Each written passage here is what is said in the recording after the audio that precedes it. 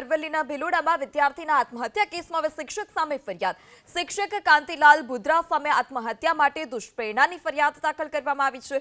6 મહિના અગાઉ ઇન્દ્રાસી ડેમમાં વિદ્યાર્થીએ કરી હતી આત્મહત્યા। ધોરણ 12 સાયન્સમાં અભ્યાસ કરતા દીપકસિંહ ગુનાવતીની લાશ મળી આવી હતી। પ્રેરણા હાઈસ્કૂલના શિક્ષક કાંતિલાલ સામે દુષ્પ્રેરણાની ફરિયાદ નોંધાઈ। શાળામાં હેરાન પરેશાન કરી અને મરવા માટે વિદ્યાર્થીને મજબૂર કર્યાની ફરિયાદ વિદ્યાર્થીના પિતાએ ભિલોડા પોલીસ મથકમાં ફરિયાદ નોંધાવી છે। તત્કાલીન સમયે 3 શાળાના વિદ્યાર્થીઓએ કર્યું હતું આંદોલન।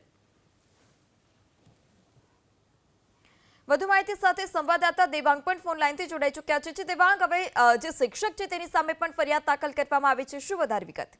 બિલકુલ, વાત કરવામાં આવે તો આજથી 6 મહિના અગાઉ ઇન્દ્રાસી ડેમમાં વિદ્યાર્થીની આપઘાતની લાશ મળી હતી। ત્યારબાદ સમગ્ર મામલે પોલીસ પણ તપાસ કરી રહી હતી, જ્યાં કહેવામાં આવ્યું હતું કે જે શાળાના શિક્ષક છે કાંતિલાલ બુગરા, તેના ટોર્ચરના કારણે વિદ્યાર્થી આપઘાત કર્યો છે।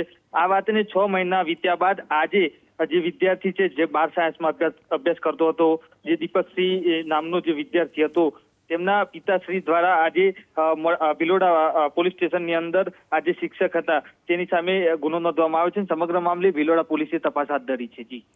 જી દેવાંગ, સમગ્ર માહિતી બદલ આભાર।